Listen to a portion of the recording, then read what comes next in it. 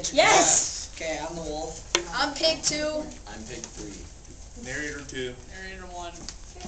Okay, everybody knows the story of the 3 little pigs, or at least they think they do. But I'll let you in on a little secret. Nobody knows the real story because they haven't heard my side of the story. I'm Alexander T. Wolf. You can call me A1. No one knows just how this whole big bad wolf thing got started, but it's all wrong. Maybe it's because wolves eat cute animals like bunnies, sheep, and pigs. That's just the way they are. If cheeseburgers were cute, folks would probably think we're big and bad too. But the whole big bad thing is all wrong. The real story is just about a sneeze and a cup of sugar. Way back in once upon a time, your friend, the wolf, was making a birthday cake for his dear granny. He had a terrible sneezing cold. He ran out of sugar. So he walked down the street to ask his neighbors for a cup of sugar. Now this neighbor was a pig. And he wasn't too bright either. He had built his whole house out of straw. Can you believe it? Who in their right mind built a house out of straw? So of course, the minute the wolf knocked on the door, it fell right, and he didn't want to just walk into someone else's house. So he called. Little pig, are you in? No answer. He was just about to go home with a cup of sugar for his dear old granny's birthday cake. That's when his nose started to itch. He felt the sneezing coming on. He huffed and he snuffed. Huffed. And he sneezed. And he seized a great sneeze. And you know what? The whole darn straw house fell down. And right into the middle pile of the straw was the first little pig, dead as a doornail. He had been home the whole time. It seemed like a shame to leave a perfectly good ham dinner lying there in the straw, so the wolf ate it up. Think of it as a big cheeseburger just lying there. He was feeling a little better, but he still didn't have his cup of sugar. So he went to the next neighbor's house. The neighbor was the first little pig's brother. He was a little smarter, but not much. But he built his house of sticks. He rang the doorbell of the sticks.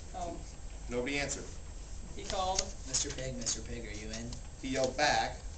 Go away, Wolf. You can't come in. I'm shaving the hell off my chinny chin chin. He had grabbed the doorknob when he fell with another sneeze coming on. He huffed and he snuffed. And he tried to cover his mouth, but the sneeze was a great sneeze. And you're not going to believe it, but this guy's house fell down just like his brother's. When the dust cleared, there was the second little pig, dead as a doornail. Wolf's honor. Now you know food will spoil if you leave it out in the open. So the wolf did the only thing there was to do. He had dinner again. Think of it as a second helping. He was getting awfully full, but his cold was starting to feel a little better. And he still didn't have that cup of sugar for his dear old granny's birthday cake. So the wolf went to the next guy's house. This was the first and second little pig's brother. He must have been the brains of the family. He had built his house out of bricks. Wolf knocked on the brick house, no answer. Mr. Pig, are you in?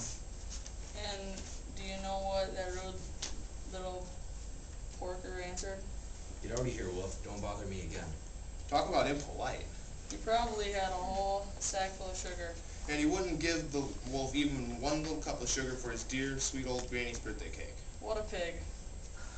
The wolf was just about to go home and maybe make a nice birthday card instead of a cake when he felt his cold coming on. He Ate up huffed and he snuffed and sneezed once again. So he called. Then the little pig yelled. And your old granny can sit on a pin.